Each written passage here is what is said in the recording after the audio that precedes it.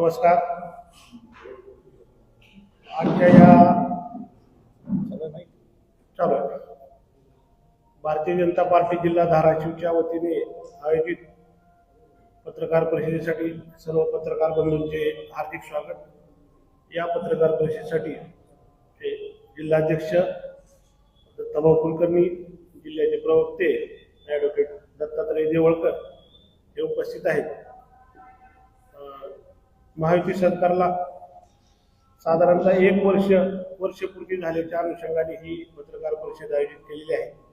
मी या संदर्भात बोलण्यासाठी जिल्हाध्यक्ष दत्ताभाऊ यांना विनंती करतो. आपल्या सगळ्यांना नमस्कार.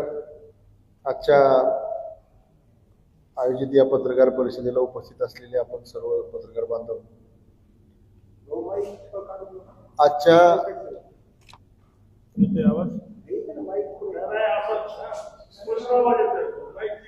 गरज नाही, ओके ठीक आहे, माईकची गरज नाही. बरं, या विषयावर आपण नंतर शेवटला बोलू. आजच्या या पत्रकार परिषदेला आपण सगळे उपस्थित राहिलात. जसं की आता भोसले साहेबांनी सांगितलं त्या पद्धतीनं महाराष्ट्राचे लोकप्रिय मुख्यमंत्री माननीय देवेंद्रजी फडणवीस साहेब यांच्या नेतृत्वातील महायुती सरकारला एक वर्ष पूर्ण झाल्याबद्दल आजची ही पत्रकार परिषद आहे. जसं की आपल्या सगळ्यांना माहित आहे की आजच्याच दिवशी एक वर्षापूर्वी महाराष्ट्राचे लोकप्रिय मुख्यमंत्री माननीय देवेंद्रजी फडणवीस साहेब, माननीय अजितदादा पवार साहेब आणि माननीय एकनाथजी शिंदे साहेब यांनी महायुतीचं सरकार स्थापन या महाराष्ट्रामध्ये केलं होतं.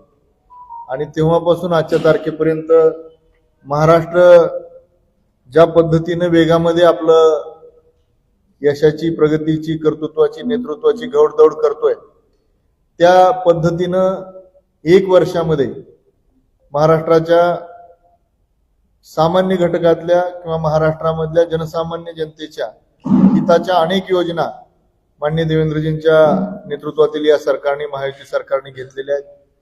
या लोक उपयोगी योजनांच्या माध्यमातून या महाराष्ट्रातल्या सकल संपन्न जनतेला त्याचा अनेक अर्थाने फायदा होतोय.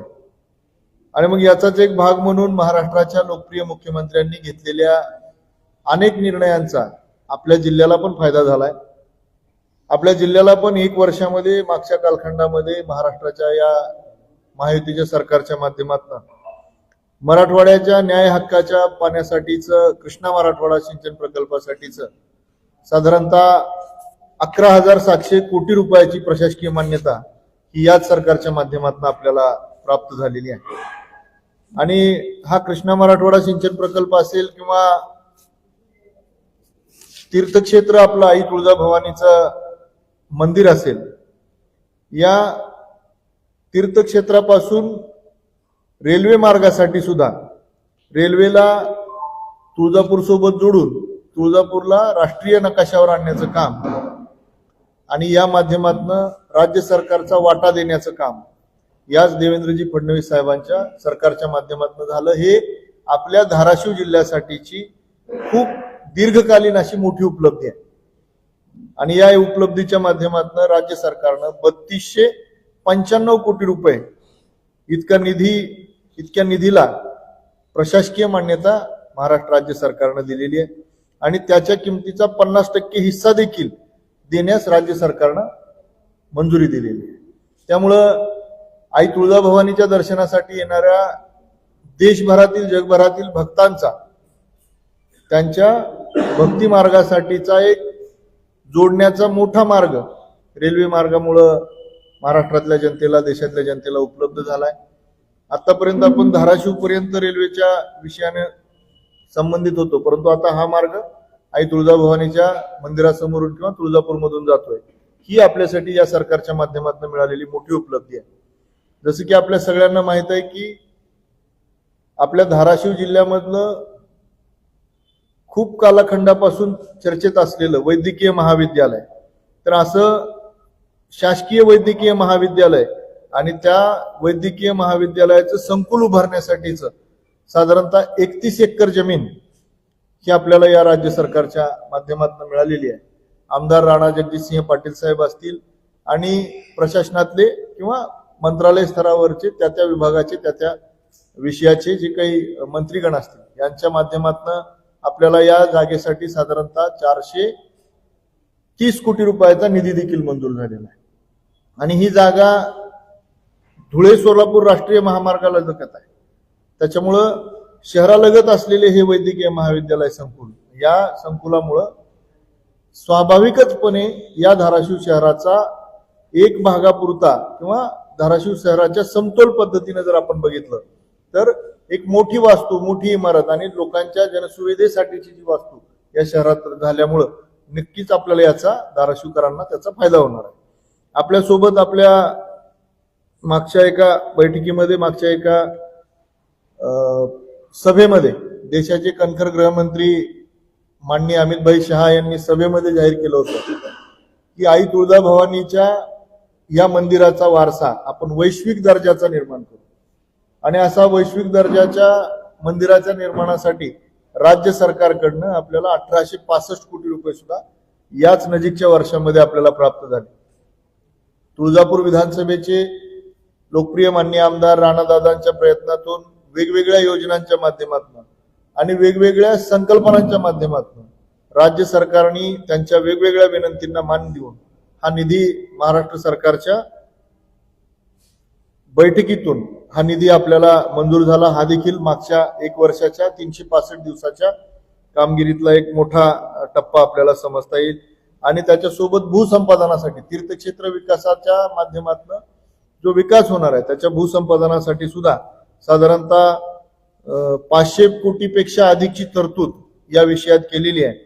आणि प्रारंभिक कामासाठी 28 कोटी रुपये सुद्धा आपल्याकडं याच माध्यमातून उपलब्ध झालेले आहेत. अशा अनेक गोष्टी महाराष्ट्राच्या लोकप्रिय मुख्यमंत्री माननीय देवेंद्रजी फडणवीस साहेबांच्या 1 वर्षाच्या कालखंडामध्ये आपल्या जिल्ह्याला प्राप्त झालेले आहेत. जसं की आपल्या सगळ्यांना माहित आहे की तांत्रिक वस्त्रोद्योगसाठी टेक्निकल टेक्सटाईल या विषयासाठीची सुद्धा साधारणतः 24 कोटी रुपयाची पायाभूत सुविधांची कामं आता आपल्याकडं चालू आहेत. ती कामं प्रगतीपथावर आहेत. आणि अनेक टेक्निकल टेक्सटाईलच्या कंपन्यांसंदर्भात महाराष्ट्र राज्याच्या उद्योग मंत्र्यांच्या आणि महाराष्ट्राच्या टेक्निकल टेक्सटाईलच्या संदर्भातल्या असलेल्या जाणकारांच्या अनेक बैठका या विषयानं झालेल्या आहेत. आणि त्याच्यातनं मला असं वाटतं की या टेक्निकल टेक्सटाईलच्या माध्यमातून आपल्या शहरामध्ये, आपल्या जिल्ह्यामध्ये साधारणतः 7,500 ते 8,000 लोकांना रोजगार उपलब्ध होऊ शकतो. ही उपलब्धी सुद्धा या 1 वर्षातल्या माननीय देवेंद्रजींच्या सरकारच्या माध्यमातून आपल्याला आपल्या धाराशिव जिल्ह्याला प्राप्त झालेली आहे. PMAGP, CMAGP याच्या माध्यमातून आपण सगळ्यांना माहित असेल ही खूप उद्योजकांसाठी, व्यावसायिकांसाठी खूप चांगली योजना आहे. याच्या माध्यमातून सुद्धा 1800 उद्योगांना या योजनेचा लाभ झालेला आहे. महाराष्ट्राच्या या महायुतीच्या लोकप्रिय सरकारच्या माध्यमातून धाराशिव जिल्ह्यातल्या जनतेचं जीवनमान उंचावण्यासाठी ज्या वेगवेगळ्या घोषणा, वेगवेगळ्या योजना आणि वेगवेगळ्या प्रकल्पांची महाराष्ट्राने आतापर्यंत सुरुवात केली त्याच्यातला काही टप्पा, काही भाग म्हणून आपल्या जिल्ह्याला पण त्याचा लाभ झाला. आजच्या या पत्रकार परिषदेच्या माध्यमातून आपण हेच सगळ्यांना सांगू इच्छितो की हे सरकार गतिमान सरकार आहे, सुशासन असलेलं सरकार आहे.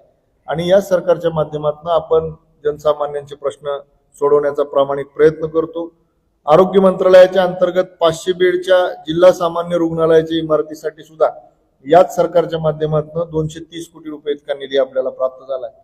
आणि या 500 बेडच्या रुग्णालयाच्या विषयानं पुढे जाऊन आपण असं ठामपणे, ठोसपणे असं सांगू शकतो की ग्रामीण भागातला आरोग्य व्यवस्था किंवा धाराशिव जिल्ह्यातली आरोग्य व्यवस्था या प्राप्त निधीच्या माध्यमातून किंवा या वेगवेगळ्या पद्धतीच्या इन्फ्रास्ट्रक्चरल डेव्हलपमेंटच्या माध्यमातून, आरोग्यावरच्या खर्चाच्या माध्यमातून ग्रामीण भागामधल्या आरोग्याच्या जे अवेअरनेस तयार होते यातनं सुद्धा लोकांमध्ये आरोग्याची जागृती होईल आणि लोकांच्या आरोग्याचे प्रश्न बहुतांशी सुटण्याचा प्रयत्न या योजनांच्या माध्यमातून आपल्याला करता येऊ शकतो. याचाही लाभ आपल्याला या महायुतीच्या सरकारकडनं या धाराशिव जिल्ह्यासाठी झालेला आहे. शासकीय आयुर्वेदिक महाविद्यालयाच्या सुसज्ज शस्त्रक्रियेसाठी सुद्धा शस्त्रक्रिया कक्षासाठी साधारणतः 39.50 कोटी रुपये इतका निधी आपल्याला उपलब्ध झालेला आहे. आणि आपल्या सगळ्यांना माहित आहे की अतिवृष्टीच्या माध्यमातून मागच्या अतिवृष्टी कालखंडामध्ये मागच्या 2-3 महिन्यापूर्वी जी अभूतपूर्व अशी पावसामुळेची परिस्थिती आपल्या धाराशिव जिल्ह्यामध्ये दुर्दैवाने उद्भवली, याच्यामध्ये सुद्धा भरीव असा निधी म्हणून महाराष्ट्र सरकारने माननीय देवेंद्रजींच्या नेतृत्वातील या महायुतीच्या सरकारने साधारणतः 9,76,000 शेतकरी बांधवांना 1,278 कोटी रुपयाची मदत, थेट आर्थिक मदत या महायुतीच्या सरकारने केलेली आहे. आणि संकट काळामध्ये सुद्धा बळीराजाला मोठा दिलासा देण्याचं काम महाराष्ट्राच्या लोकप्रिय मुख्यमंत्र्यांच्या नेतृत्वातील या सरकारने केलेलं आहे. आपल्याला जसं की आपल्या सगळ्यांना माहित आहे की कृष्णा मराठवाडा सिंचन योजनेचा टप्पा क्रमांक 6च्या कामाला सुद्धा महाराष्ट्राच्या सरकारने मंजुरी दिलेली आहे. आणि त्याच्यामुळे उमरगा लोहारा भागातील सुद्धा नागरिकांना या पाण्याचा लाभ होणार आहे. त्या भागातील सुद्धा क्षेत्र हे आता ओलिताखाली येणार आहे. आपल्याकडं अनेक वर्षापासून प्रलंबित असलेलं निम्न तेरणा प्रकल्प किंवा निम्न तेरणा उपसा सिंचन योजना याच्या दुरुस्तीसाठी सुद्धा या सरकारने 113 कोटी रुपयाचा निधी दिलेला आहे. आणि आपल्या सगळ्यांना माहित असेल की माननीय मंत्री श्री राधाकृष्णजी विखे पाटील असतील, तत्कालीन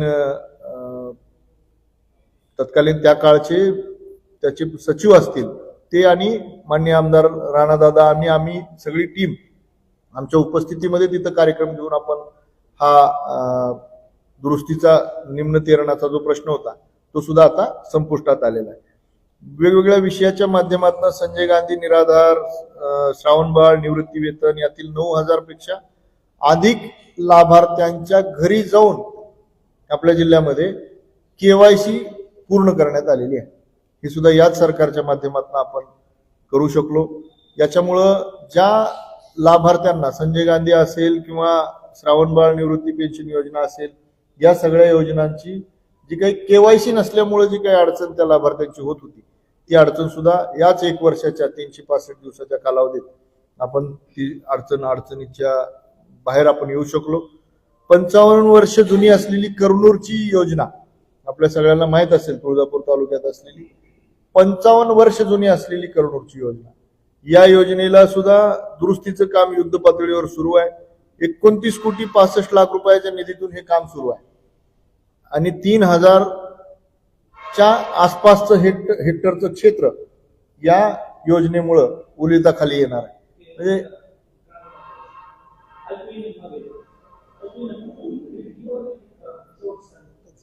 आपण काय म्हणलात?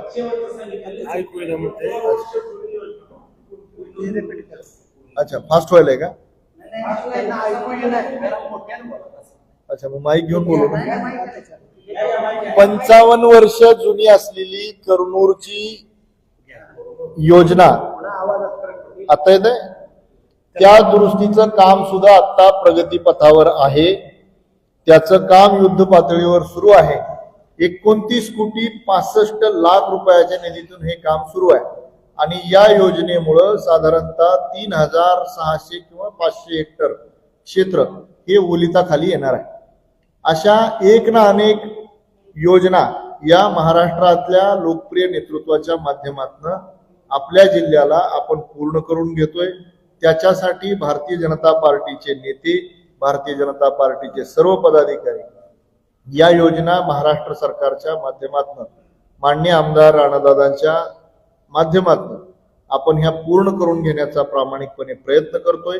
शासनाचा या सगळ्या योजनांना, किंवा मी तर असं म्हणेन की शासनाकडं आपण जेवढे प्रस्ताव किंवा वेगवेगळे विषय आपण शासनाकडे मांडतो, त्या सगळ्या योजनांना माननीय लोकप्रिय नेतृत्व देवेंद्रजी फडणवीस साहेब यात किंचितही वेळ न लावता विना विलंब धाराशिवकरांना जे हवं ते त्यांनी द्यावं, अशा पद्धतीनं धाराशिवकरांवर त्यांनी आपला विश्वास दाखवलेला आहे.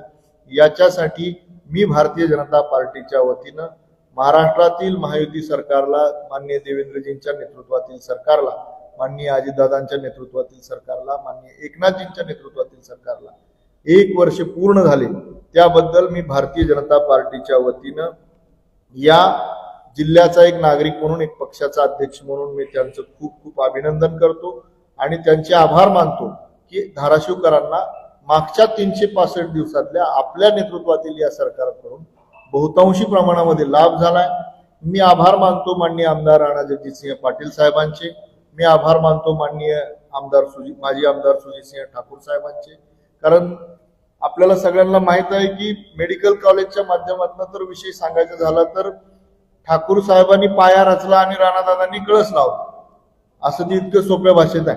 कारण आपल्याला माहित असेल, माननीय तत्कालीन आरोग्य वैद्यकीय मंत्री गिरीजी महाजन साहेब आले होते आणि आपण त्यावेळेला महाआरोग्य शिबिर घेतलं होतं आणि महाआरोग्य शिबिरामध्ये आम्हीच पदाधिकारी मंडळी आणि तत्कालीन माननीय आमदार सुजितसिंह ठाकूर साहेबांच्या माध्यमातून आम्ही तो वैद्यकीय महाविद्यालयाचा विषय लावला होता. त्यावेळेला दिलेली मान्यता आणि मग नंतर आमदार राणादादांनी त्याच्यासाठी केलेले प्रयत्न, या प्रयत्नातनं आज आपण इतक्या व्यवस्थितरित्या हे सांगू शकतो की इथं वैद्यकीय संकुल होत आहे, इथं आपल्याला वेगवेगळ्या माध्यमातून आपण जागा उपलब्ध करून घेतोय, इथं आपण या पद्धतीनं आरोग्याचे प्रश्न मिटवतो. हे सगळं म्हणजे सोप्या भाषेत त्यांनी पाया रचला, यांनी कळस लावला. इतक्या छान पद्धतीत महाराष्ट्राचं सरकार आपल्या पाठीशी आहे. मला वाटतं की मी ज्या पद्धतीनं आज आपल्या सगळ्यांसमोर धाराशिवच्या आपल्या माध्यमातून हे सगळं वर्तमानपत्रातनं असेल, टीव्ही माध्यमातून असेल, जे धाराशिवकर या वर्तमानपत्रातल्या आणि टीव्हीच्या माध्यमातून ही सगळ्या पत्रकार परिषदा पाहतात, त्यांच्या सगळ्यांच्या वतीनं महाराष्ट्राच्या लोकप्रिय मुख्यमंत्र्यांचे आभार मानतो आणि थांबतो. धन्यवाद. लोकप्रतिनिधी म्हणजे काम करू आपल्या जिल्ह्यात किंवा शहराच्या विकासासाठी, खालची जी यंत्रणा आहे प्रशासकीय यंत्रणा, तो म्हणावा असा आपल्याला सहकार्य असं वाटतं. कारण काय, गेल्या 3 महिन्यापूर्वी तिथल्या शासकीय रुग्णालयात MRI मशीन आली, परंतु अद्याप चालू केली नाही. केवळ कमिशन कुणी कुणाला द्यायचं, कंपनीने त्या प्रशासकीय अधिकाऱ्याला द्यायचं का प्रशासकीय अधिकाऱ्याला कंपनीवर द्यायचं. त्याच्यामुळे केवळ MRI मशीन गेल्या 3 महिन्यापासून चालू नाही, बंद आहे आणि ठप्प आहे.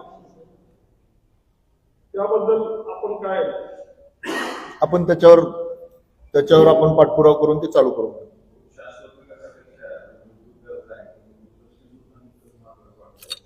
नाही, आपल्याकडं मान्य संतोषजी,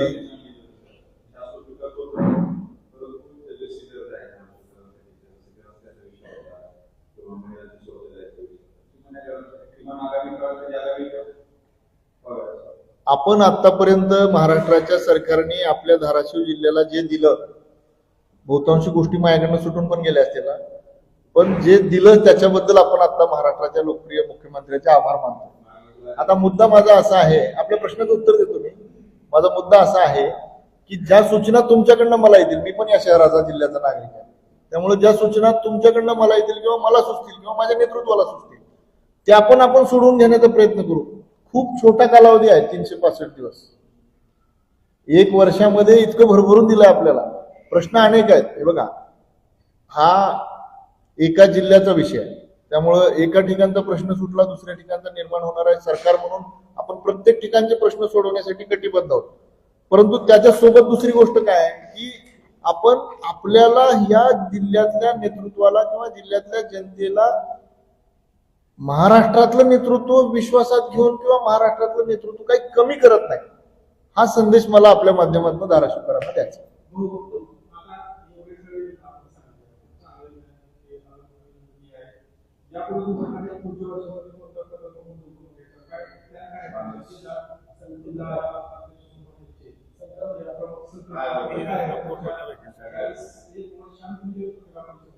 नक्की घेईन.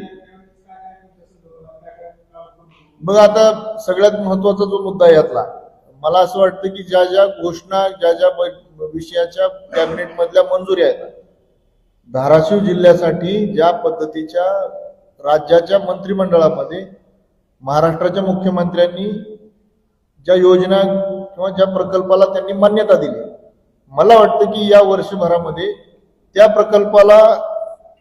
प्रकल्पाला कार्यान्वित कसं करून घेता येईल, हा पहिला आपला अजेंडा असणार आहे. बघा, कर्नूल सारख्या एका प्रकल्पासाठी 55 वर्ष लागत असते आणि तो प्रकल्प आता तुम्ही बघितलं, तुमच्यापैकी अनेक जण त्या भागामध्ये, तुळजापूर भागात आपण आहे, त्या प्रकल्पाला जर आता आपण एकदम अंतिम टप्प्यामध्ये आणत असू तर हे सुद्धा आपल्या सरकारचं यश आहे. तसं तुम्ही जसं म्हणताय तसं आई तुळजाभवानीच्या मंदिराचा विकास धाराशिवच्या आयुर्वेदिक महाविद्यालयासाठीच असेल किंवा वैद्यकीय महाविद्यालयासाठी असेल, धाराशिवकरांच्या शेतकऱ्यांसाठीचा असेल, धाराशिवकरांच्या महिलांसाठी असेल, युवकांसाठी असेल, ज्या वेगवेगळ्या योजना राज्य पातळीवर राज्य सरकार राबवणार आहे त्याचा पूर्णतः कसा लाभ धाराशिवकरांना मिळेल हे माझा पूर्णतः पुढच्या टप्प्यामधला अजेंडा असेल. आणि आज खरं तर पुढच्या बैठकीला, पुढच्या प्रेसमध्ये जे वेगवेगळे 33 प्रकल्प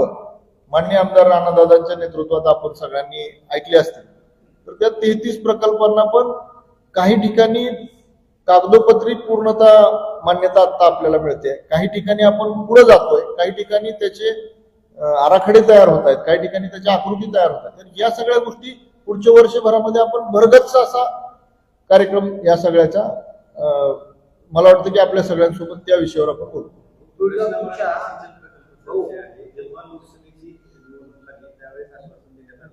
डिसेंबर महिन्यात डिसेंबर 24 मध्ये हा प्रकल्प पूर्ण होईल, शेतकऱ्यांच्या शेतात पाणी येईल. त्यानंतर लोकसभा झाली, विधानसभेच्या वेळेस सांगितलं की जून मध्ये येईल. जून महिनाही गेला, आता परत डिसेंबर महिना आलाय. 1 वर्ष पूर्ण झालं पण शेतकऱ्यांच्या शेतात किंवा प्रत्यक्षात प्रकल्पामध्ये पाणी आलेलं नाही. हो, पण ते पाणी यायचं थांबलेलं नाही ना. आलेलं नाही. नाही, हे बघा, प्रकल्पाची किंमत आणि प्रकल्पाची व्याप्ती लक्षात घ्या. प्रकल्पाची एकूण किंमत आणि प्रकल्पाची एकूण व्याप्ती लक्षात घेता, प्रकल्पामध्ये समाविष्ट असणारे वेगवेगळे चॅनल लक्षात घेता, त्याच्यातलं काम कुठेही थांबलेलं नाही. आता ते अमक्या एका तारखेला यायला पाहिजे होतं, त्या तारखेला आलं नसेल, किंवा अमक्या एका महिन्यात येणार होतं, त्या महिन्यात आलं नसेल, परंतु पाणी येणार नाही असं नाही.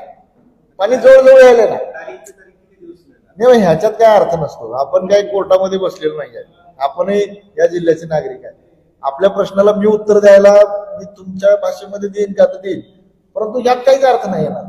आपल्याकडे पाणी येतंय. बघा, तुमच्या माझ्यासाठी समाधानाची बाब ही आहे की आपल्याकडं मूलभूत आवश्यकता असणारी जी गोष्ट आहे त्यातली एक गोष्ट मुबलक येणार आहे, आणि ही मुबलक येताना थोडा उशीर लागेल, कमी जास्त होईल, पण ठीक आहे ना, आपल्यासाठी येतंय हे महत्वाचं आहे. तुळजापूरच्या 1700 कोटी रुपयाचा तुळजापूर विकास आराखडा आहे. 1865 कोटी. 1865 कोटी. तो आराखडा अजून सुरुवात झाला नाही. नेमकं कारण आहे या विकास निधीमध्ये 3 मुद्दा नाही का? कोणत्या विकास? मी सांगितलं ना आपल्याला, कधी सुरुवात? मी असं सांगितलं तुम्हाला की महाराष्ट्रामध्ये देशाचे गृहमंत्री ज्यावेळेला आले होते त्यावेळी त्यांनी असं सांगितलं होतं की ही आई तुळजाभवानीची भूमी वैश्विक पातळीवर विकसित झाली पाहिजे, आणि त्याचाच एक भाग म्हणून त्यांनी महाराष्ट्राच्या मुख्यमंत्र्यांनी 1865 कोटी रुपये आपल्याला दिलेत. आता यातली प्रशासकीय माहिती म्हणजे मी आपल्याला मिळालंय काय काय हे आपल्या समोर मांडतो, परंतु मला कदाचित तुमच्याकडनं प्रशासकीय प्रश्न येत आहेत असं वाटतंय, त्यामुळे त्याची मी माहिती घेऊन तुम्हाला नक्की सांगतो.